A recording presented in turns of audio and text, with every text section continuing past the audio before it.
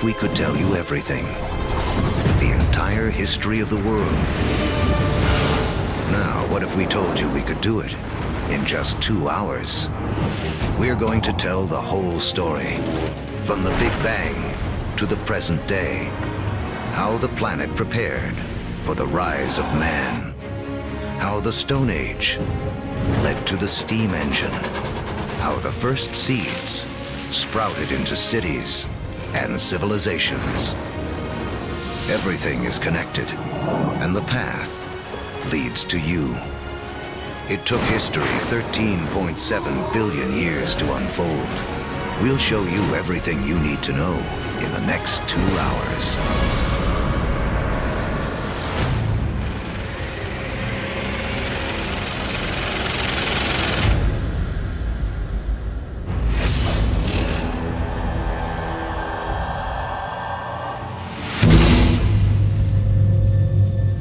This is our infant universe. Everything that will ever exist, everything that will ever happen, all begins here, within this tiny bundle of energy, smaller than an atom. And right now, history as we know it is about to mysteriously begin. For reasons we may never know, our universe suddenly erupts.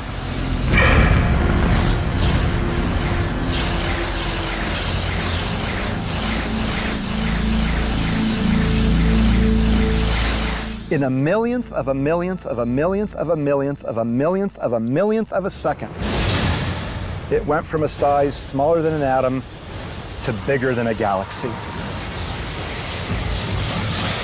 Whoosh. What you're seeing is energy, and it's one key to understanding everything that will unfold in the next 2 hours. Within a fraction of a second, the Big Bang creates all the energy that will ever exist. All the energy that will power the stars, that will fuel anything that ever lives. All the energy that you will ever consume dates back to the beginning of time. When you put gas into your car, you're tapping energy that was created during the Big Bang. You're tapping the energy of the universe itself.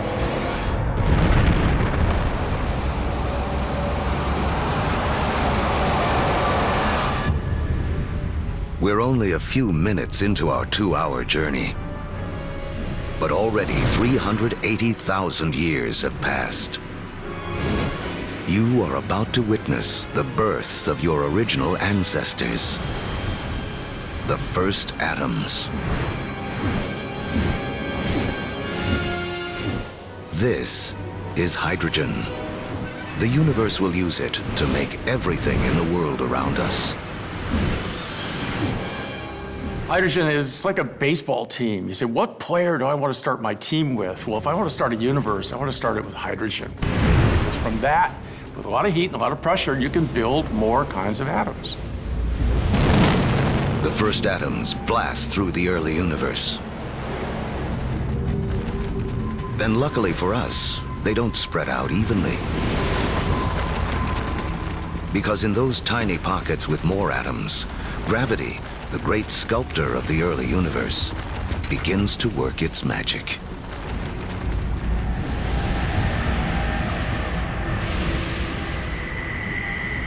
The first galaxies are beginning to form, revealing a timeless secret of the universe.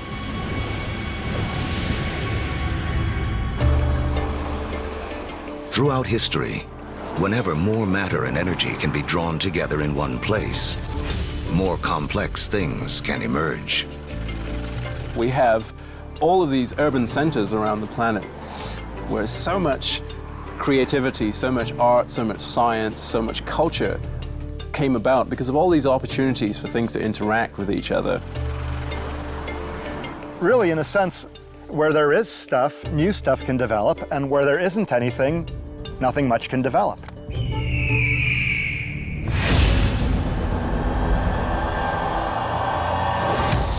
300 million years after the Big Bang.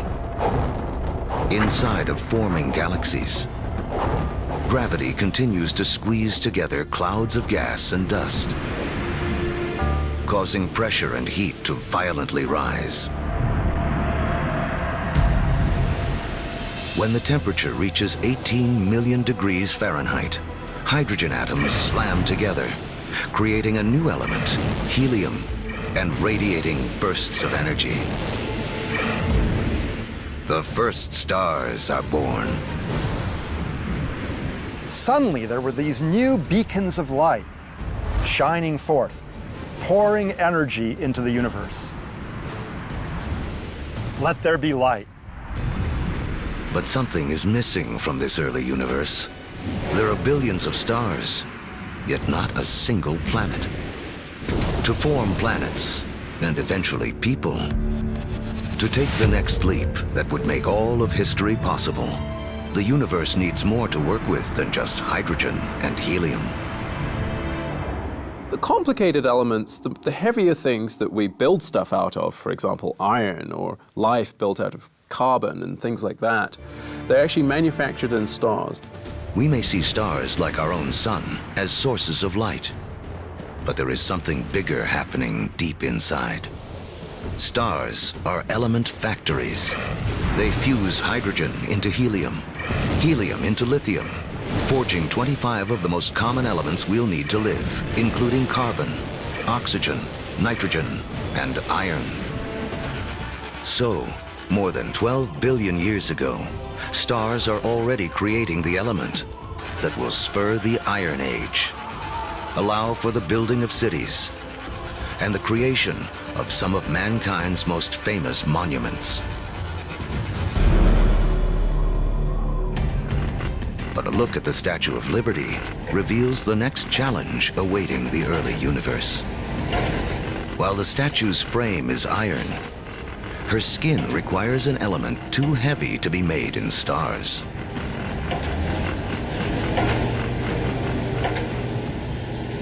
For Lady Liberty to have material for her skin,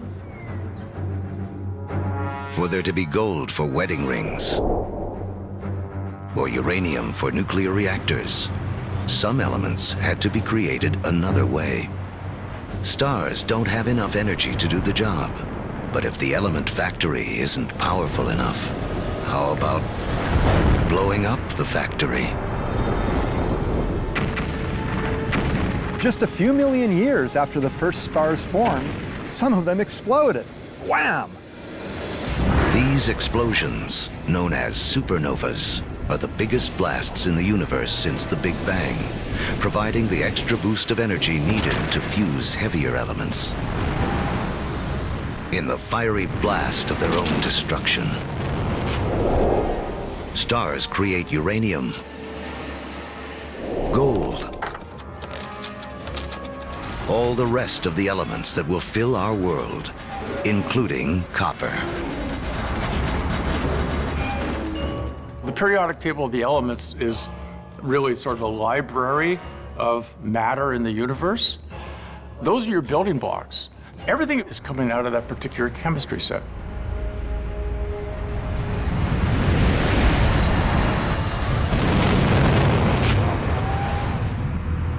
Supernovas are absolutely necessary for us to be here. You know, we have iron in our blood. We have little bits of old supernova, therefore, just floating around through us. We are all stardust. Copper and tin, Bronze Age. Without supernovas, there's no Bronze Age. Go to any supermarket and buy a multivitamin. And go and look in the ingredients. You'll find copper, you'll find zinc, you'll find selenium, you'll find all sorts of elements that can only be made in a supernova. The elements made by stars will become the seeds of life on Earth and the drivers of human history. But the journey has just begun. Before there can be life, the universe has to build us a suitable home. To build a proper house, you have to assemble the right materials all in one place. Now, when planets form, It's the same thing. It's the materials that you have at hand that's going to dictate the kind of house that your planet's going to be. To get enough of the right material in the right place, all at once, takes a very long time. Over the next 8 billion years, more than half of history as we know it, the element factories continue their work. Stars explode and are reborn. Each generation with more heavy elements than the last.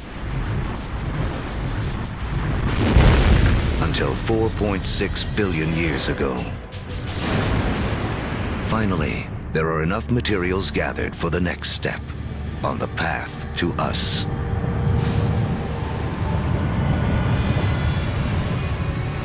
A new star is born. This is our sun. It's so massive that it's gathered up 99.9% of the gas and dust in the solar system.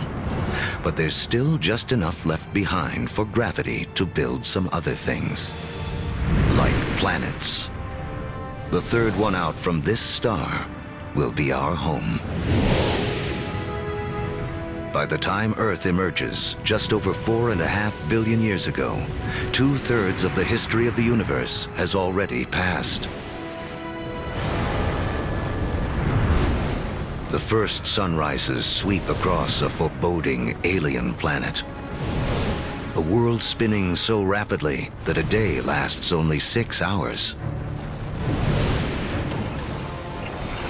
When you go back to the early Earth, right after the planet formed, you really have to think of the Earth as another planet. The sun would have looked out over a hellacious scene of just molten lava. In places, you would see rafts of black volcanic rock. Within the liquefied rock, the elements are all in a jumble. Something has to bring order out of this chaos. And once again, that something is gravity. Lighter material drifts toward the surface and forms a solid crust, while heavier material sinks toward the center, forming a molten iron-nickel core.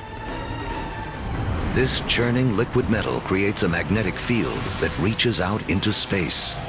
Like a force field, it will protect our future home from the sun's deadly charged particles. Soon, this magnetic field will allow for life to grow, and later guide the explorers who will connect two halves of the world. But for all this to unfold, the Earth will need a critical partner.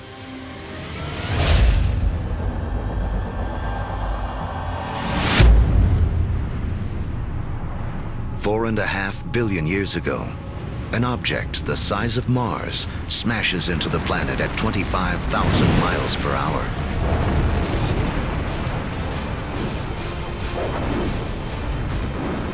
Earth swallows up much of the impactor.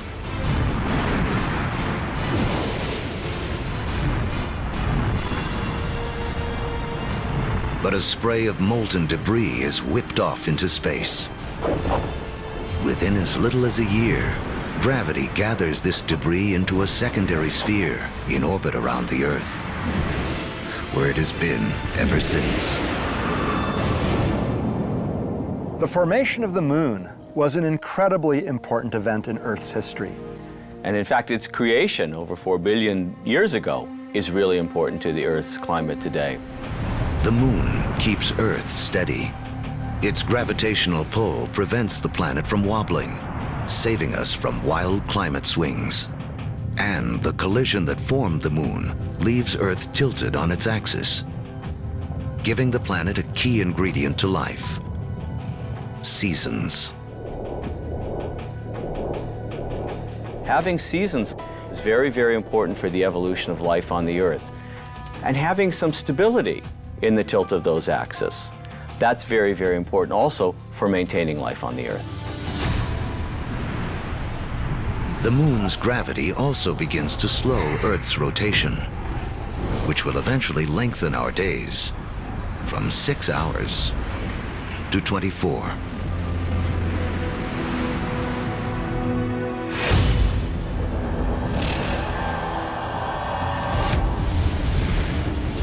4.4 billion years ago.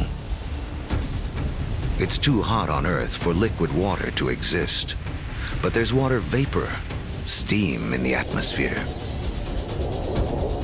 The trick is how to get it out of the sky onto any world where you hope to have life. A little rain must fall.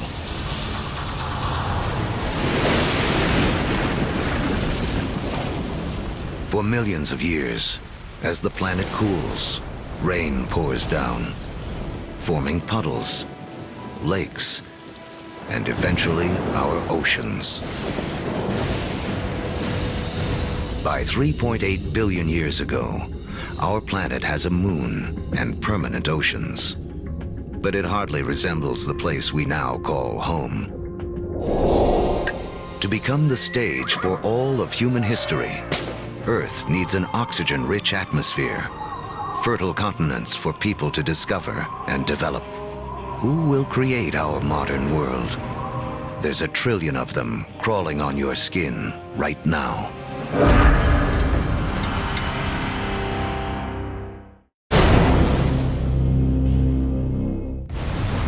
We're telling the history of the world in 2 hours, from the Big Bang to the present day. And our modern world holds important clues to the story. In fact, structures like this hide a mysterious link to the first life on Earth.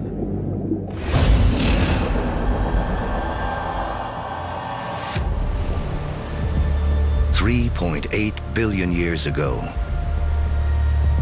beneath the surface of our primeval oceans,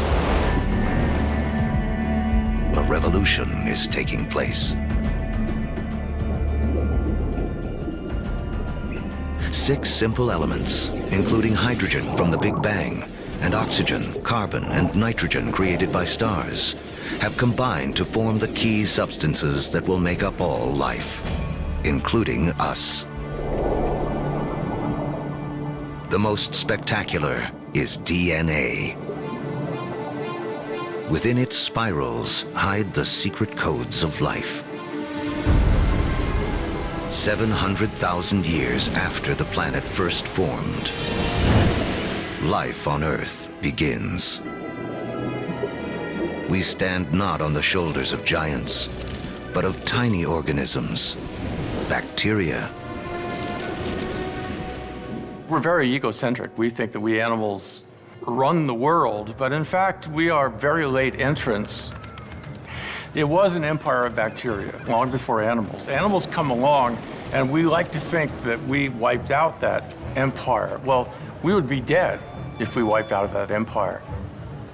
I have within me an entire zoo of bacteria. In fact, each one of us has more bacteria living in our bodies than there are people on the planet.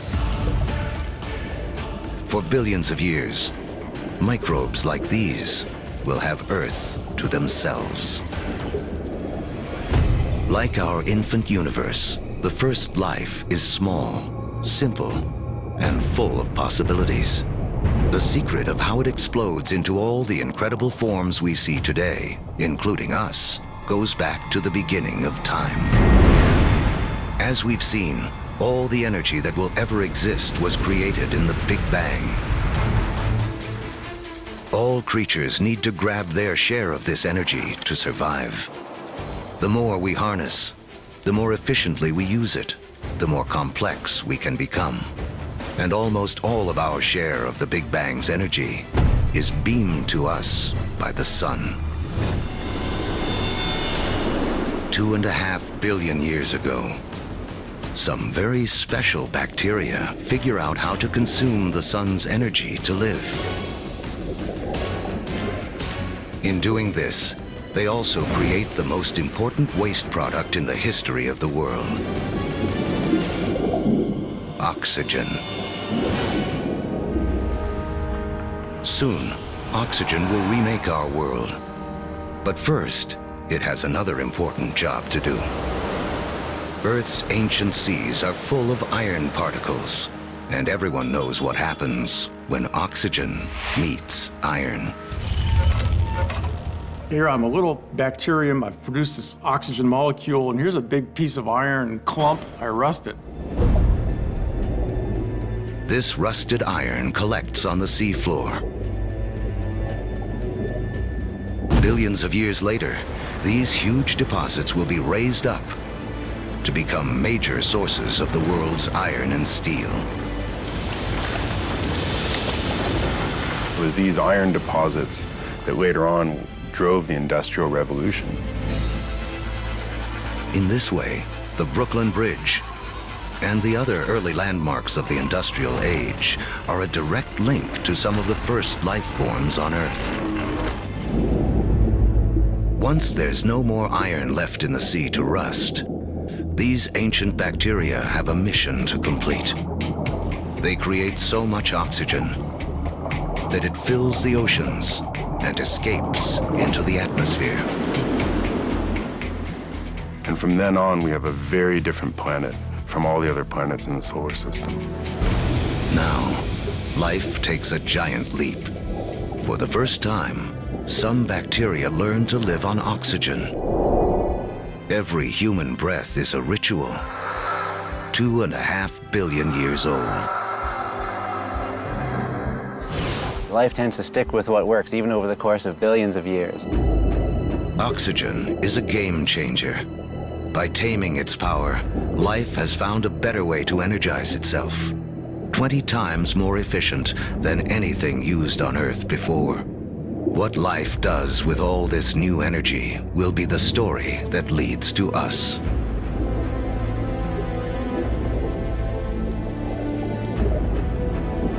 Over the next 2 billion years, life becomes more complex. Skies become blue, and so do the oceans that reflect them. Large, solid continents appear. Earth is beginning to look more like the place we now call home.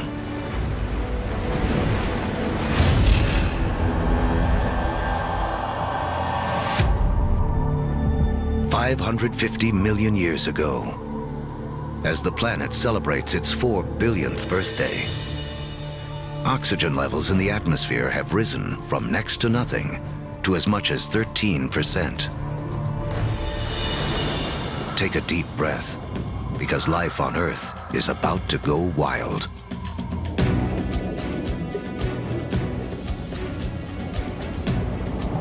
This is the Cambrian explosion, biology's version of the Big Bang. Right after you have abundant oxygen, you get size and complexity, and oxygen lets you do that. It's in this breathtaking span of roughly 30 million years that most of the major animal groups evolve. By 500 million years ago, the first bony fish have evolved in the seas. These fish are our direct ancestors. Though they look nothing like us, they evolved the body parts that will make our own bodies possible, including a spine and a mouth with jaws and teeth. We owe a great deal to our fish ancestors. In fact, all vertebrates today really represent modifications of the original fish body plan. For the first 4 billion years of Earth's history, plants and animals have stuck to the seas. But that all begins to change. With oxygen comes an ozone layer, protecting us from dangerous radiation. Plants make the move first.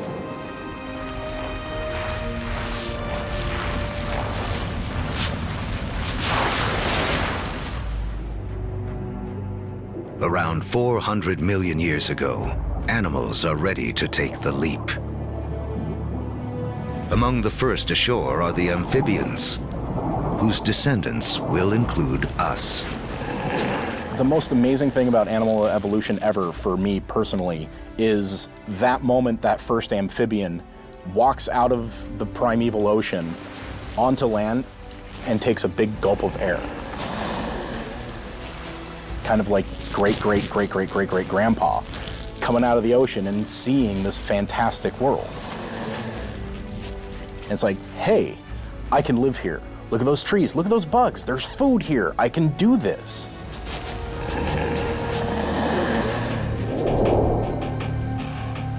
Eventually, humans will conquer every imaginable terrain. But before we can do that, our ancestors must first cut their final tie to the water. Mating season. Like modern frogs, they have jelly-like eggs that would dry out on land. But some amphibians eventually solve the problem. They evolve a new form of egg, with a shell that keeps the moisture in. This allows us to carry the ocean with us, onto land, and signals the evolution of amphibians into reptiles. You could be 300, 400, 500, 1,000 miles away from water and still have the water in that egg in order to birth. That is the key. It cuts that final tie to the ocean. That way we could colonize the rest of the land.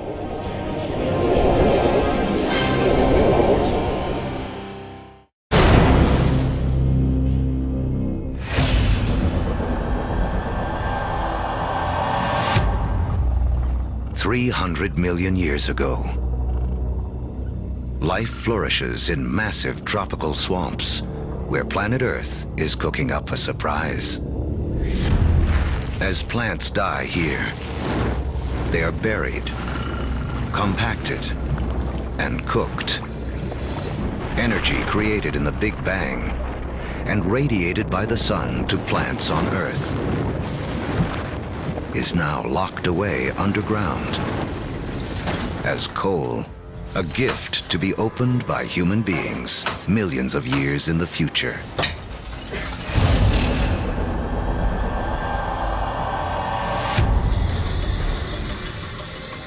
$250 million years ago, an apocalypse unfolds. The biggest spike in volcanic activity since the early days of the planet. The atmosphere is choked with carbon dioxide, and the diversity of animal life spawned in the Cambrian explosion is stopped dead in its tracks. More than 70% of all species on Earth go extinct in the worst mass die-off in history, the Permian extinction. Extinction is a recurring character in the story of planet Earth. 5 times in the last 500 million years, some cataclysm wiped out the dominant species. It's a reshuffling of the deck that allows new creatures to take hold. New creatures like the dinosaurs. Dinosaurs will reign for the next 160 million years. During that time, the first hardwood forests appear. And after more than 4 billion years, the moon's gravity finally settles Earth into a 24-hour day. At the start of the dinosaur era, the continents are clustered together into a single landmass we call Pangaea. But now, they start to break apart. Africa separates from South America.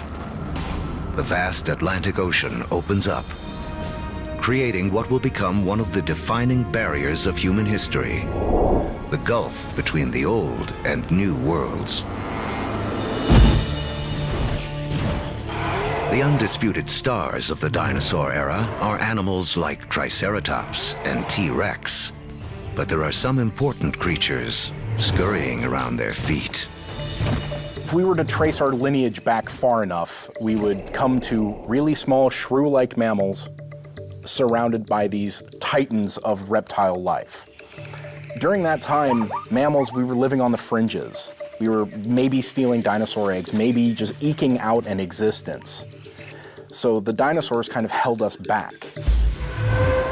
The biggest headline of the history of dinosaurs, which is 160 million years, is that we lost. Mammals lost. We couldn't get much bigger than a small cat.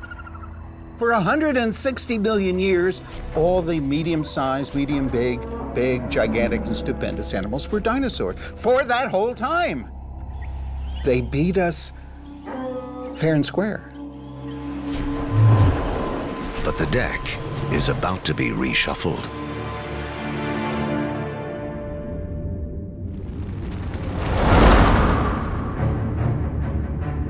"65 million years ago, a 6-mile-wide object, likely an asteroid, slams into the Earth.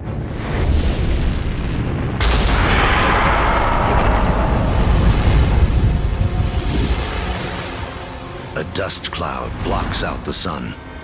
Temperatures plummet.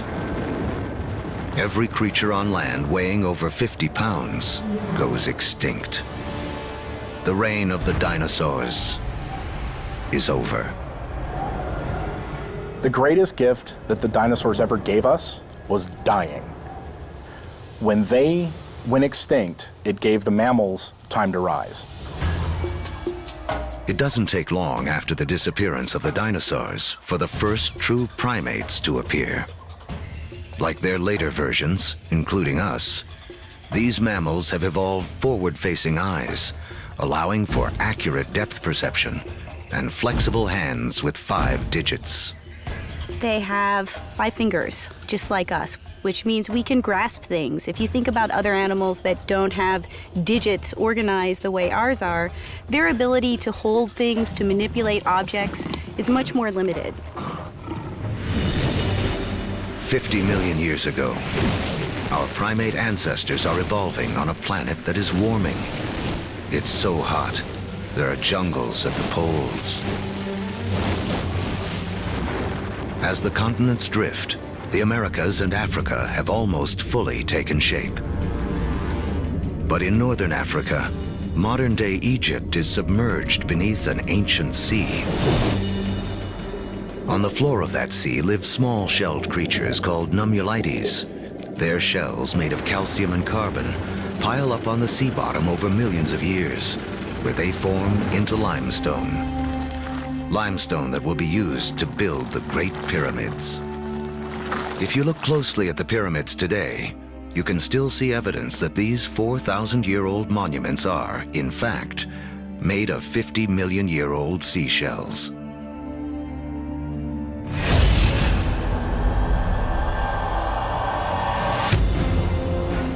By 10 million years ago, Earth is morphing into a world most of us would recognize. The Colorado River is carving out the Grand Canyon. Mountain ranges like the Himalayas have arisen.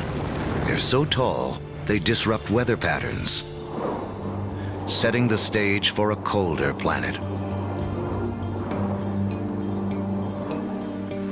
The Isthmus of Panama emerges to connect North and South America, cleaving the connection between the Atlantic and the Pacific, disrupting ocean currents and tipping the world even more towards an ice age. With the planet getting colder, our primate ancestors hang on in the tropics. But a new creature is coming in that threatens to destroy them.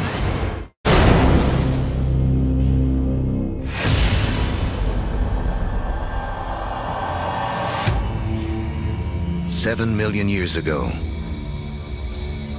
our primate ancestors lived safely in the trees. But their neighborhood is about to be invaded. This newcomer will have as profound an effect on human history as any other living thing on Earth. It seems almost impossible to believe, but one of the most important things that will lead to the emergence of us is the emergence of grass. The grasslands appear almost simultaneously around the world. We get the African savannas. We get the Eurasian steppelands. We get the North American prairies. We get the great grasslands of Argentina, appearing simultaneously around the world. In eastern Africa, Grasslands invade the traditional woodland habitat of our ape ancestors. With fewer trees and greater gaps between them, our ancestors have to adapt. Apes notice that there's more and more apes in the same tree and less food, increasing incentives for apes to go from one patch of food to a different one separated by grasslands. Now, one way to do it is to run like hell. The other way to do it is to extend one's food sources into the grasslands and seek out the foods that are available there. And so, some apes make the move down into this stark new habitat. It's a landscape better suited to primates that can walk on two legs, keeping their heads up above the tall grasses to watch for predators. Standing on 2 feet is a revolutionary advance because it frees up our hands. Hands we will need to shape human history.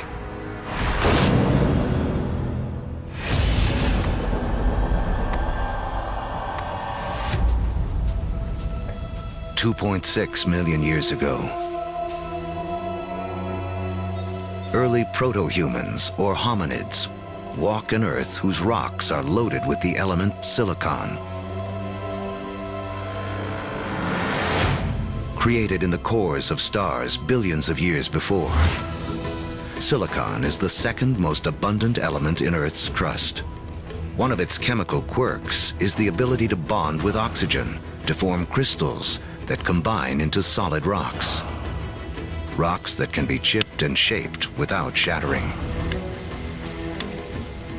Hominids started doing this 2.6 million years ago, breaking cryptocrystalline silicates to make sharp edges. And people use them for millions, literally 2.6 million years. Simply having a modified stone with a sharp edge on it, now suddenly you have a hammer. You have a crude cutting edge. A simple modified stone means a human can suddenly do 1,000 more things than we could do previously.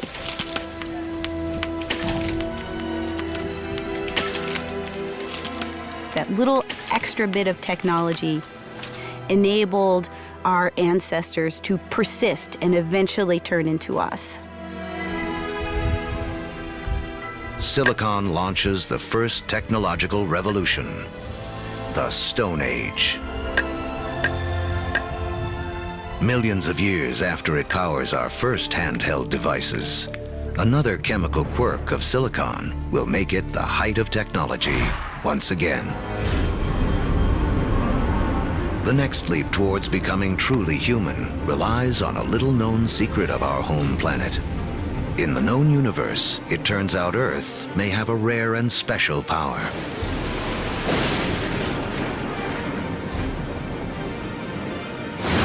Of all the planets and moons in the solar system, we think that Earth is unique in the ability to sustain fire. Other planets and moons have lightning and lava. But only on Earth do we have the two critical things we need for fire to burn. A vast fuel supply in the form of plants and trees, and an atmosphere full of oxygen to fan the flames. If fire wasn't a possibility, you'd have nothing like us running around. Homo sapiens, they made a world with fire.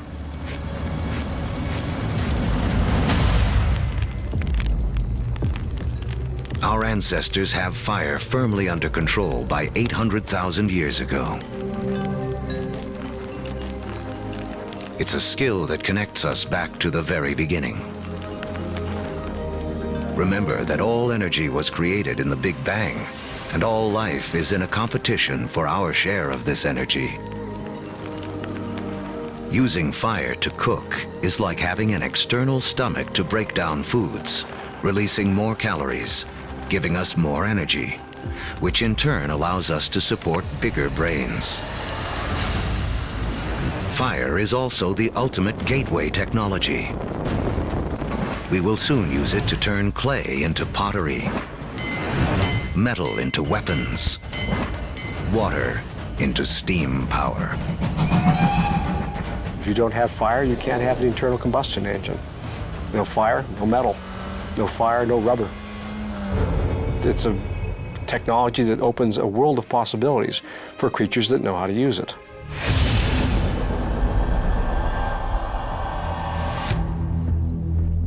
"200,000 years ago, the modern human has fully taken shape. The larynx, or voice box, which is high up in the throat in our ancestors, descends. More complex sounds are now possible. We begin to speak. For the first time, information can be shared between individuals and across generations. Humans have gained a critical advantage over every other creature on Earth. You can tell my grandfather said that when the elephants didn't show up, we go off and hunted zebras. You know, my aunt told me that her cousin found this water hole on the other side of that river. And we can all benefit and we can all understand what they mean when they're describing what they found out on that landscape. Language changes humans from being like standalone computers to being networked computers, where you can share information. You know, one doesn't need to depend on one's own personal experience. One can borrow the personal experience of anyone with whom one can communicate. That's a powerful advantage. No other creature has that. As a species, humans become exponentially smarter. The global game board has been set, and we are now ready to play. 100,000 years ago, man can move. We have agile hands and primitive tools. We can communicate and control fire. We are finally ready to expand out of our African home on a path millions of years in the making.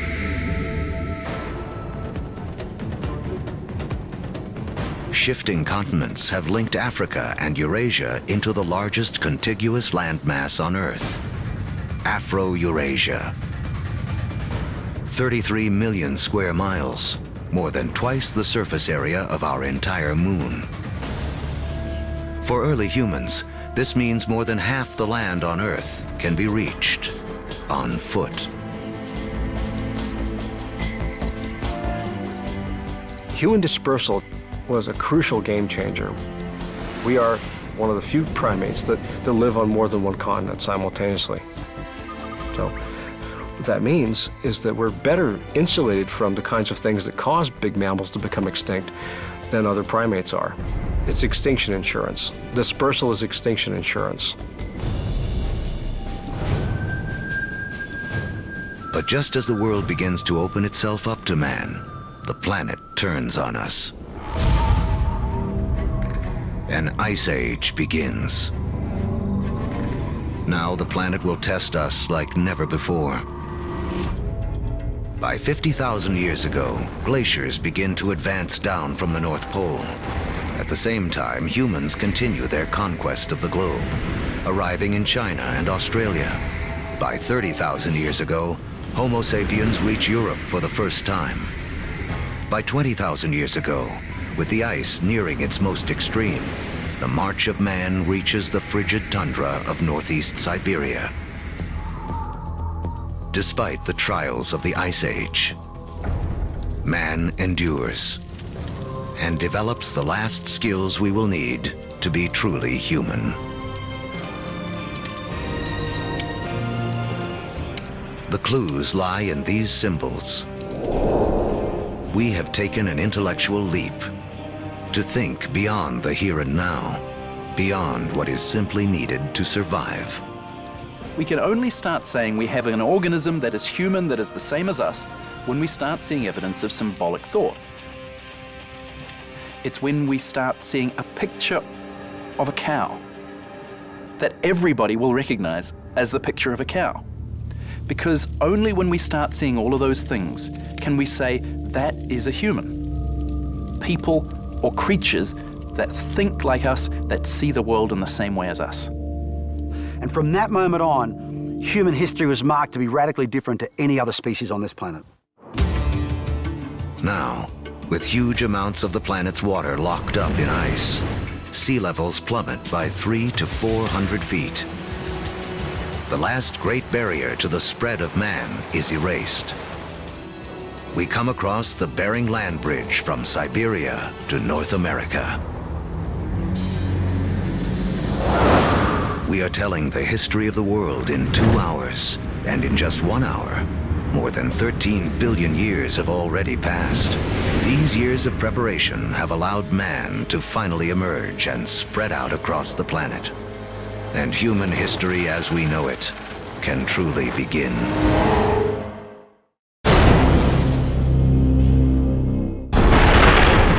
Our history of the world began with the beginning of time, the Big Bang. It has taken us on a journey of nearly 14 billion years. Now, as humans take center stage, it's important to remember just how small a slice of history we actually occupy. To make things simple, imagine compressing 14 billion years of history down to just 14 years. On this scale, the Earth would have existed only for the past 5 years. So that's about a third of the history of the universe. Large, complex creatures would have developed 7 months ago. On this scale, dinosaurs went extinct only about 3 weeks ago. The entire recorded history of humans would span only the last 3 minutes. Modern industrial societies, the Industrial Revolution effectively, 6 seconds ago. What this shows me is that we humans have been around for only a very brief instant in the recorded history of the universe. Mankind has waited billions of years for our brief instant to shine. As the stars and our evolving planet carried out the slow work of organizing the elements in a way that would make human history possible.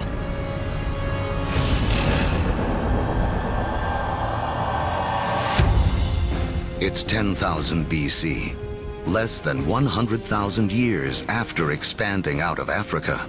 Man has reached South America. Humans have met the adversity of the Ice Age head-on, and rather than die off, we have adapted, become even more intelligent. And now we have colonized the entire globe. From coast to mountaintop. From tundra to desert, humans are there. Our closest living ancestors, chimpanzees, live in the tropics. They only live in the tropics. Humans have managed to colonize the entire globe. Ice Age land bridges allowed man to spread around the world. But now the ice begins to melt.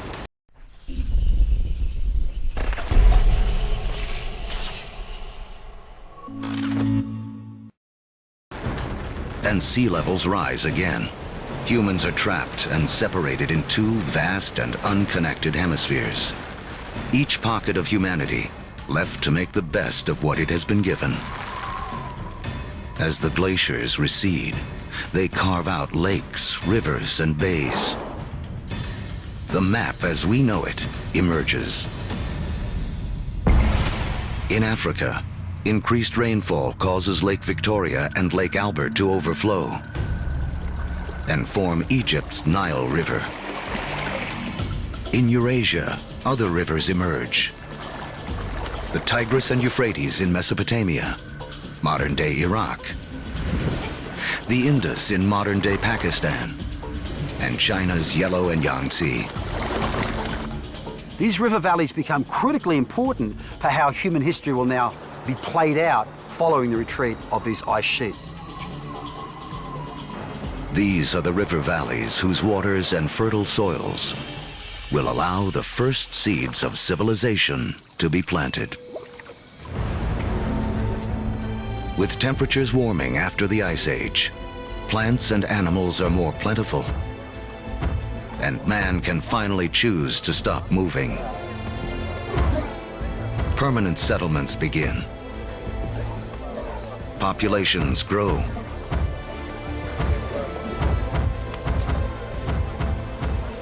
With more mouths to feed, our ancestors have to get clever.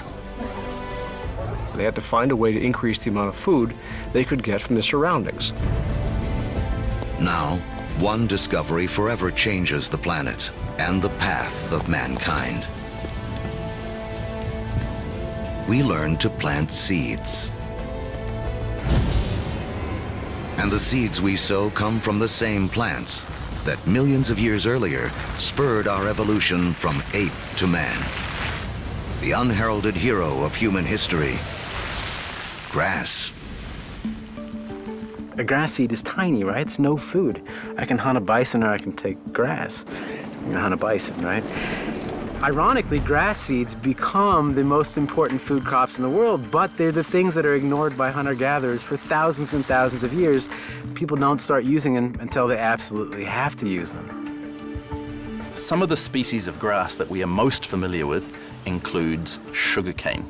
It includes wheat and rye and barley. All of the cereal crops are types of grass. So it's not just that beautiful green lawn that we measure our middle-class success from. It's also the staple crop upon which civilization depends. It is the majority of our calorie intake. Once again, it all goes back to the Big Bang. Central to the story of all life is our competition for that energy created at the beginning of time. Just as oxygen gave us an edge, just as fire allowed us to consume more calories. Switching to farming is an energy revolution. A hunter-gatherer needs 10 square miles of territory to provide himself with enough sustenance, enough energy in the form of plants and meat to survive. A farmer can harvest the sun's energy so efficiently, he can fulfill his needs using only 1/10 of a square mile of land. In the warming after the last ice age, farming begins to take hold in 6 places around the globe. But by the fortunes of geography, no place in the ancient world has a better concentration of plants and animals that can be domesticated than the Middle East's Fertile Crescent. In the Middle East, we have this remarkable convergence of species that seem to have been susceptible to domestication, both plants and animals. In terms of animals, we're talking about cattle, pigs, sheep, and goats. In terms of plants, 2 varieties of wheat, rye, barley, lentils, figs, all in this very small part of the world. Unlike the Fertile Crescent and the rest of Afro-Eurasia, places like sub-Saharan Africa and the Americas have very few wild species that can be easily domesticated. It's a critical difference. People blessed with the right mix of plants and animals will become more powerful and get a massive head start on the road to the modern world.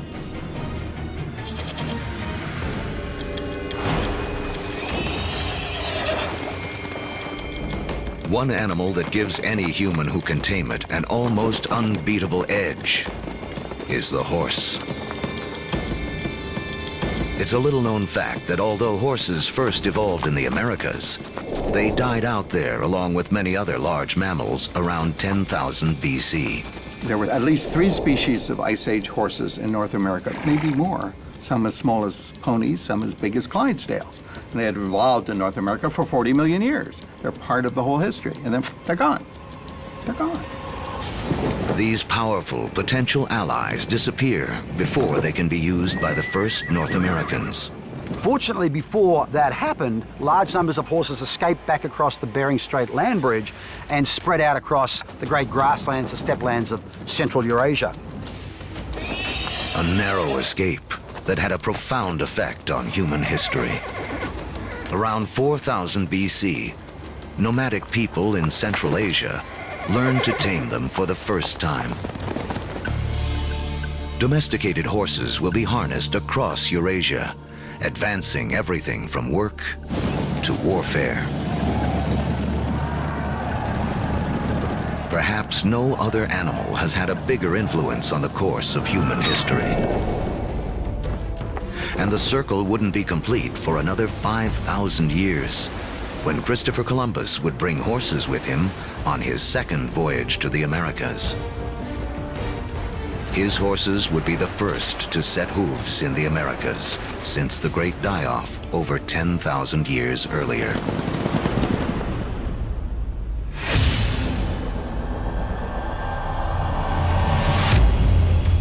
"6,000 years ago, domestication of animals and plants sets the stage for the next phase of human history. Like clouds of interstellar dust gathering in material to form stars, a type of gravity is at work as places like Sumeria, located in part of the Fertile Crescent known as Mesopotamia, draw in people, support large populations, and spin up into centers of power and innovation. By 3000 BC, some of these Sumerian settlements can truly be called our first cities. One of them, Uruk, has around 50,000 people living in less than 1 square mile. A population density that rivals modern-day New York City. Humans have become so efficient at deriving energy from domesticated food that this land area, which would have supported only a single hunter-gatherer, now can support thousands. But a change in diet also triggers a new dependence. Once you move to agriculture, you are depending for 80–90% of your calories on perhaps 1 or 2 species. In the case of the Middle East, wheat and barley. In the case of wheat and barley, they both ripen at about the same time. Humans have to gather the seeds at the same time. So now we have our food for the year that has arrived in one hit. It's like getting your salary paid once a year. You need to record it, you need to plan, because if inevitably your crop fails, you have famine, and you're not gonna have another go for another 12 months.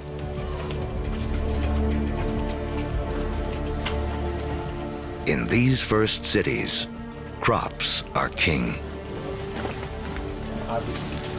To keep track of them, our ancestors developed the first writing. To protect them, the first armies. And to administer them, the beginnings of politics.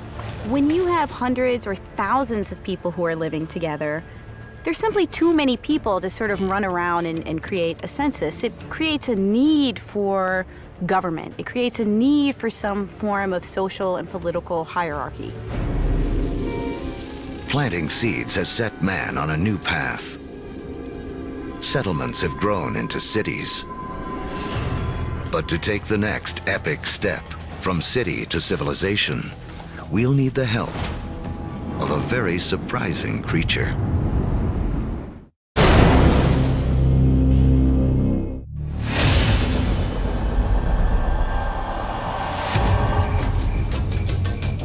"5,000 years ago, after wandering the Earth for more than 100,000 years, mankind has begun to settle down. We cluster near rivers, along the Tigris and Euphrates, the Nile, the Indus, the Yellow and Yangtze. Civilizations are about to take off. But first, they must all master one thing: trade. The more they exchange goods and learn from other lands, the faster they grow. It seems that long-distance trade and communication is a necessary precursor to allow urban civilization as we know it.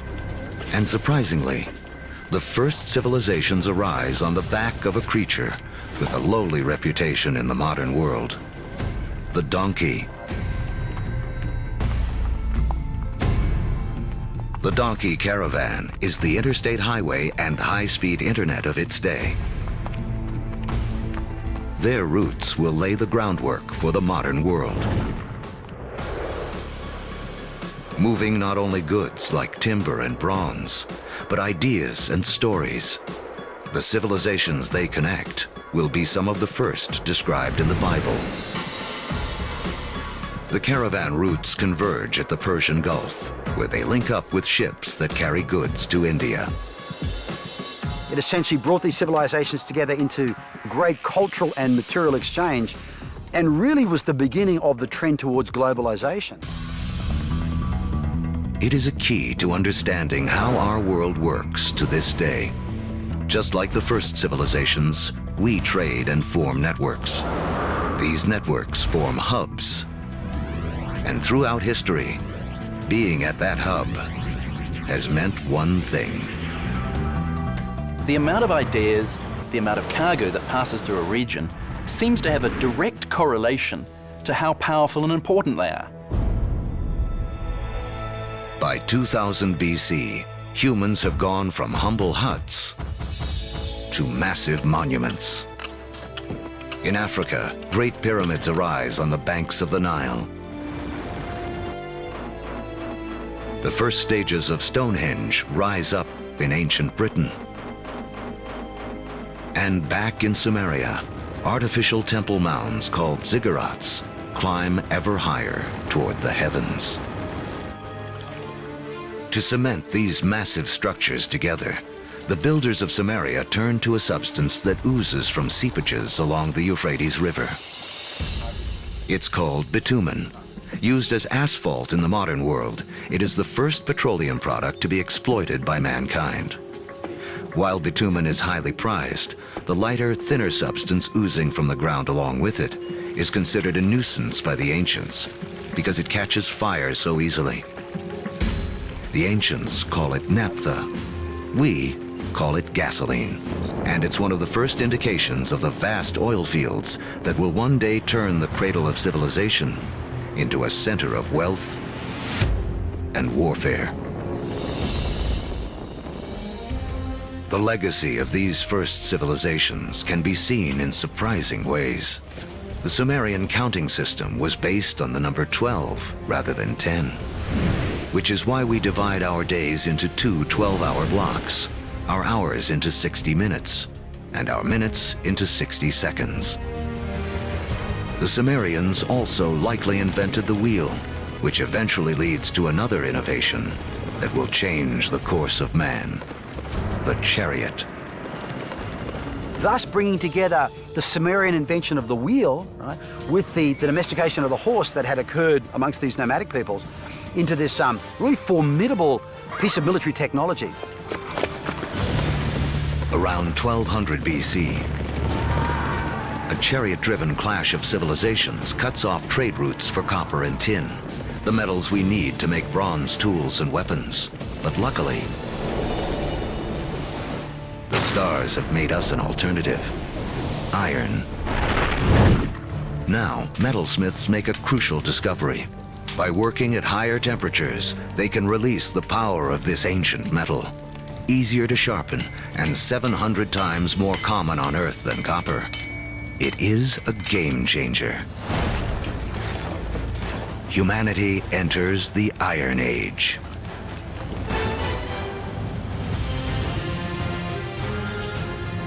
As we reach the first millennium BC, history has taken us on a wild ride.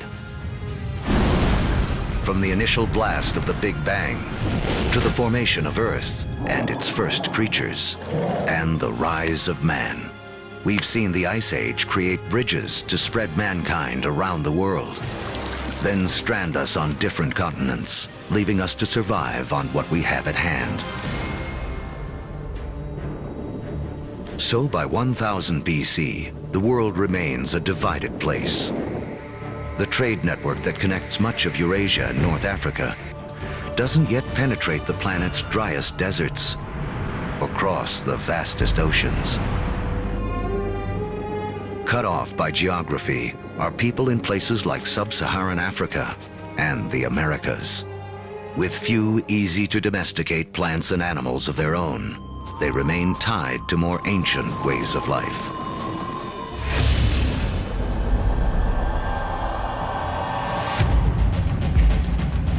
(600 BC). the cavalry have arrived. Humans ride into battle on horseback for the first time.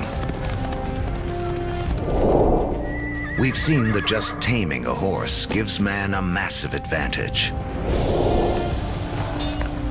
Now, pairing him with iron weapons makes him nearly unstoppable. These advances in technology, they don't just make a fighting ability possible. They make empires possible. And that is the story of the next several millennia. With new technology and improved logistics, empires spread, uniting massive land areas under a central control. As empires grow, so do new beliefs.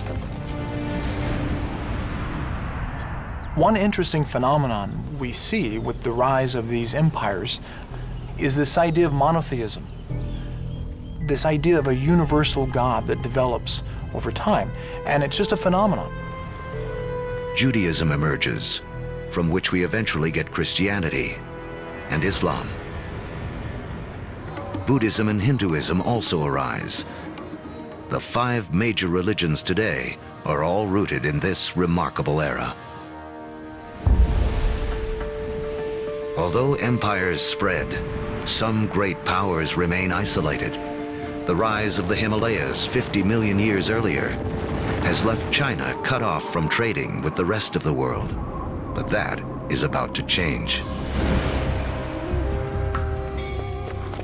Around 100 BC, a Chinese emperor sends an envoy to the west in search of alliances. The routes he travels will become the Silk Roads, a massive trade network that connects China across Central Asia to the Roman Empire. China has joined the world. As far as we know, no Chinese trader ever met a Roman, no Roman ever met a Chinese trader, at least during this first period of the Silk Roads. But this vast trade then began to explode. Between about 100 BC and about 200 AD, we have 3 centuries of trade and cultural exchange on a level that has not been seen before in human history. But this new human network also unleashes hidden dangers.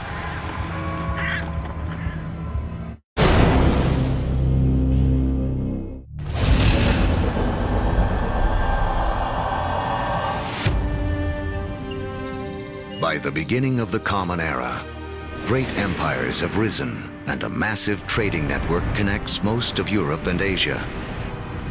But the trade routes also carry an invisible threat. Disease.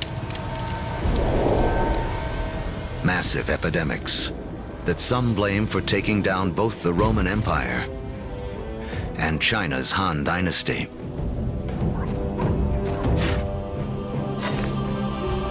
But these networks also lead to the spread of religion. In 312 AD, the Roman Emperor Constantine converts to Christianity, paving the way for it to become the dominant religion of Europe and the West.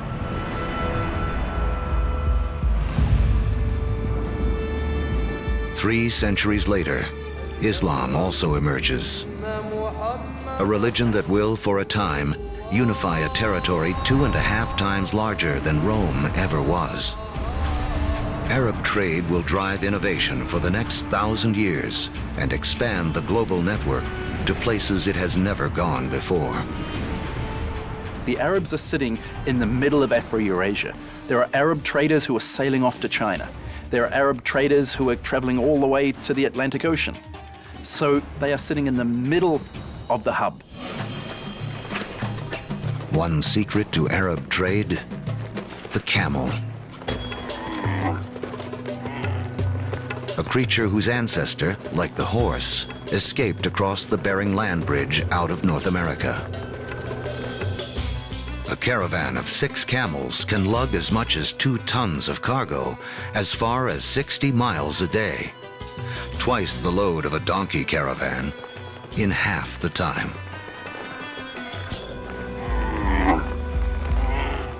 For the first time, camel caravans open up reliable trade routes across the formidable Sahara Desert, leading to the formation of the first states in West Africa.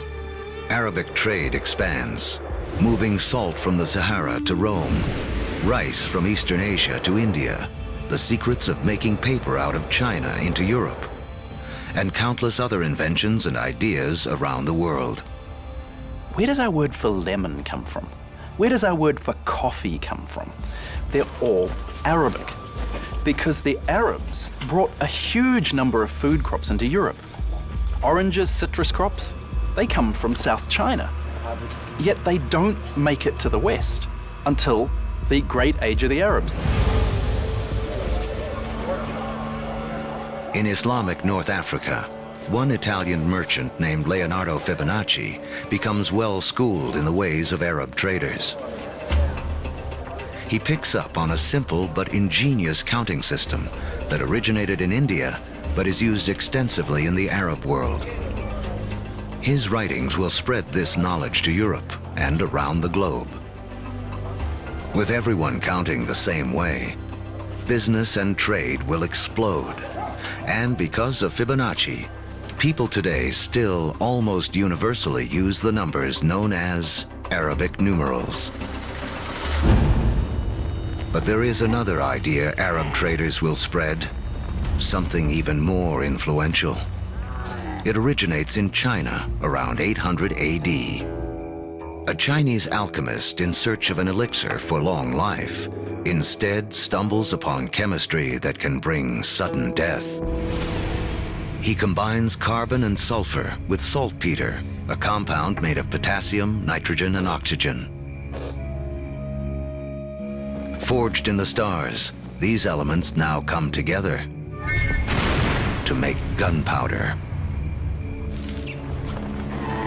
The recipe for gunpowder eventually moves west across the Silk Roads to the Islamic world, where Muslim warriors use it to fire cannonballs at Christian crusaders.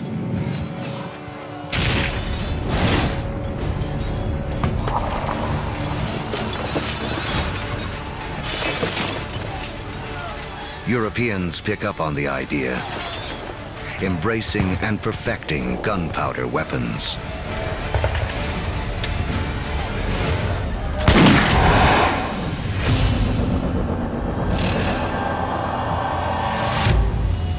In 1492 AD. There are roughly 400 million people in the world, but it is still divided in two. In the Americas, the civilizations of the Aztecs, Mayans, and Incas have all arisen. While halfway around the world, in the aftermath of the fall of Rome, Europe has cracked like an egg into individual states.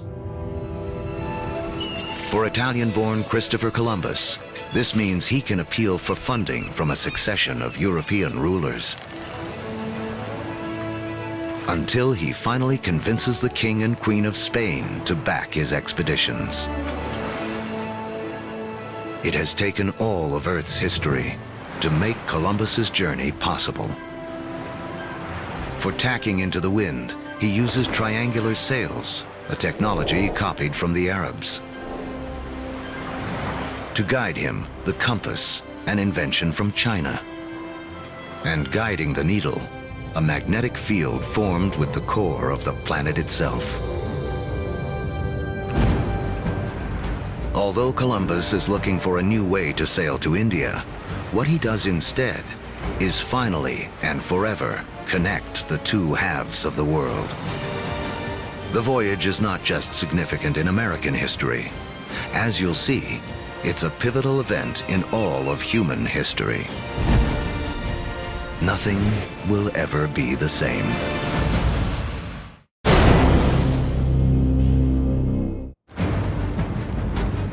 The end of the Ice Age marooned large pockets of humanity on separate sides of the globe for over 15,000 years. Now, that's all about to change. The voyage of Christopher Columbus in 1492 is taught as one of the most significant events in American history. In fact, it's one of the most significant events in all of human history. Prior to that voyage, the Great World Zones had existed largely in isolation. By crossing the Atlantic, Columbus opens up the vast American world zone, these two enormous continents of North and South America, with the millions of people that are living there, the resources that are available. And for the first time, people living in Eurasia become aware of this other part of the world. Until the voyage of Columbus, these people may as well have been living on different planets, so isolated were they. A trade network that started with the first civilizations, connected Europe, Asia, and Africa, now reaches across the Atlantic. In this vast new global network, new hubs will form. And once again, power will shift. For most of the last 2,000 years, Europe hasn't been that important. Then we get the age of Columbus, and what do you know? This is exactly the time where we see the rise of the West. This is when the West starts taking over, when it gets itself smack bang in the middle of the biggest exchange network the world has ever seen. Now, foods that had been isolated on disconnected continents begin to move around the world. Maize from the Americas shows up in Egypt and China. Potatoes from the Andes prove perfectly suited to the soils of Ireland and Russia. The old Fertile Crescent grains, like wheat, begin to feed the Americas. New foods mean more calories, more energy. Within 3 centuries of Columbus's voyage, the population of the world will more than double to 900 million. But the unequal hands dealt to the 2 hemispheres now play out in a deadly climax.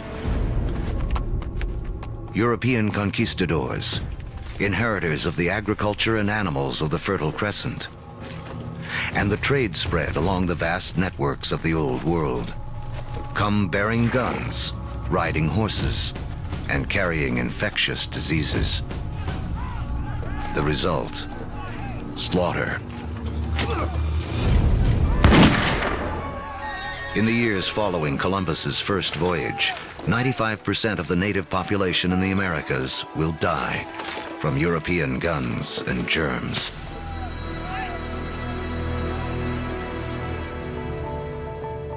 Once the hemispheres are connected, nothing can ever be the same. Take the incredible story of sugar. Chemically, it's the only source of fuel for our brains, a substance we are programmed to crave. Raw sugar comes mostly from sugar cane. Once again, a grass will play a central role in the story of mankind. First cultivated more than 6,000 years ago in Asia, Europeans discovered sugar in the Middle East during the Crusades and carried it home. Europe was hooked. But there's virtually nowhere in Europe where sugar can grow. Then we have Christopher Columbus and the discovery of the New World. And the Spanish conquistadors, yes, they initially are very interested in the gold and the silver, but really, they just want to make it rich. They don't care how they're going to make it rich. And once the gold and the silver has been looted, the next step is to open sugar plantations. The Spanish themselves don't want to work in the sugar plantations. They start looking around for a new labor force. And over on the other side of the Atlantic, there is a place where they can buy slaves. And if we look at the history of slavery, the #1 destination of slaves from Africa are sugar plantations. So the history of sugar shapes the development of history through the Middle East, through the Crusades, through the conquest of Mesoamerica, and even the history of slavery from Africa to the Americas.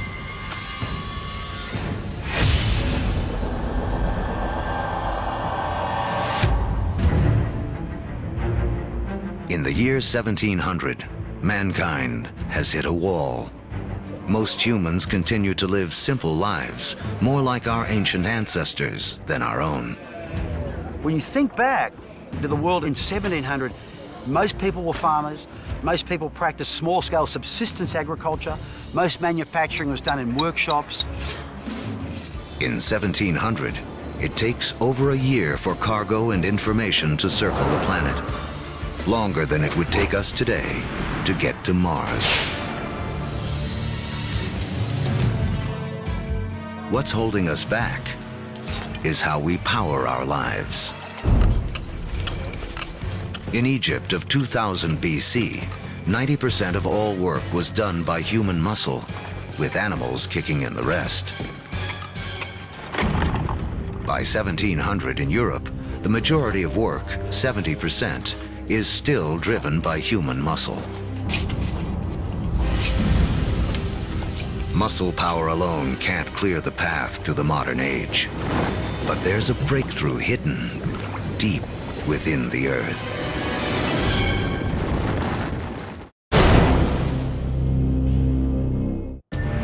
As our history of the world in 2 hours races towards a close, mankind has hit a wall.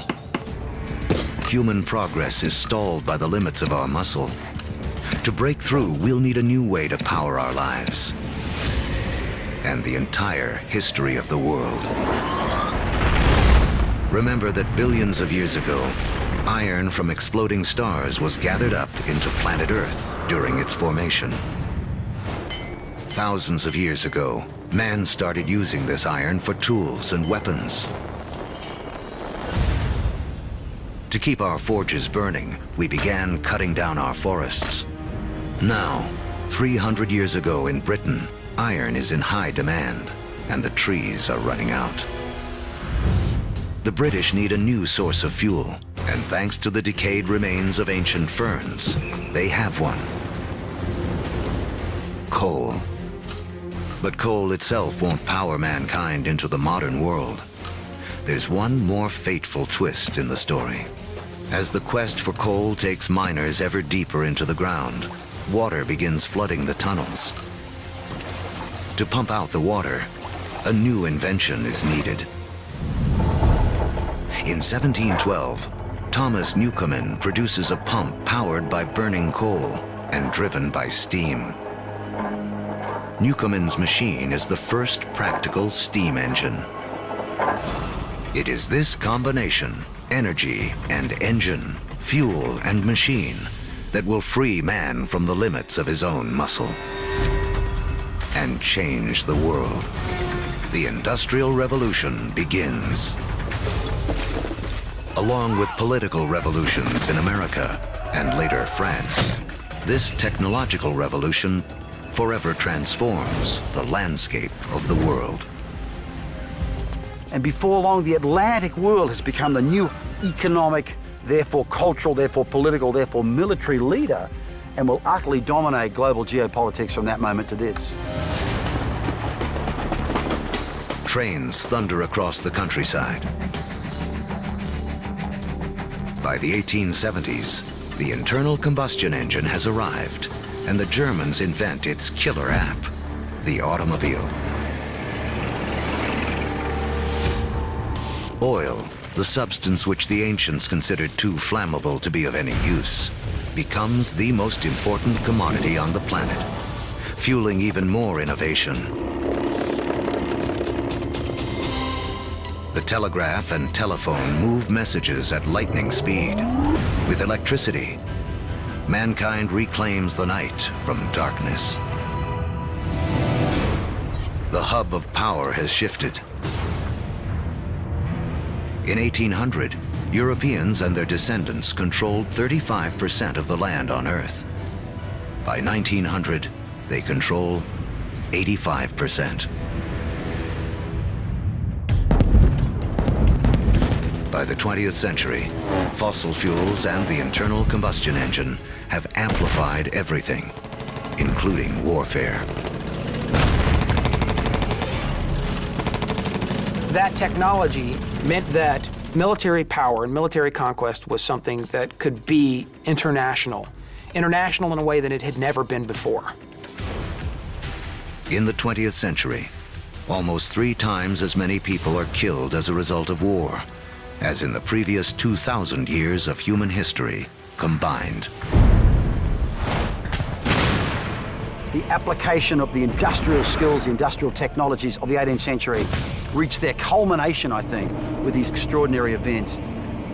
And it's all being driven again by the micro-fossilized bodies of organic entities that disappeared into ancient swamps millions and millions of years ago. The Industrial Revolution also allows the human population to explode. It has taken 200,000 years of human history, from the dawn of man to the year 1900, for the population to reach 1.6 billion. Now, within the 100 years of the 20th century, it nearly quadruples to more than 6 billion. The 20th century is the most extraordinary moment in human history. Never before have we seen change on such a scale.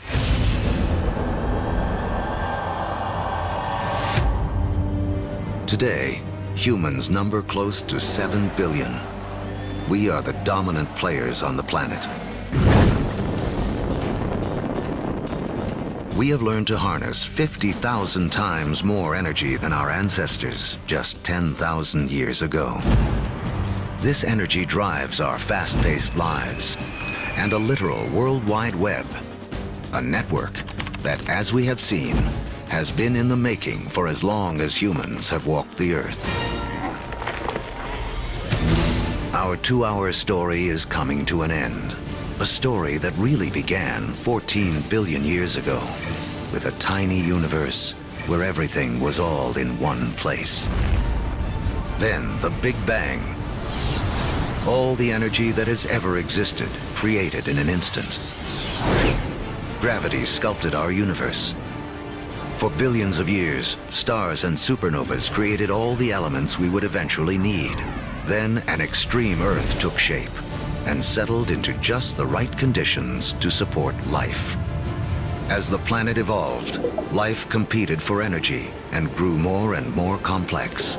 Eventually, the conditions were right for our species to rise.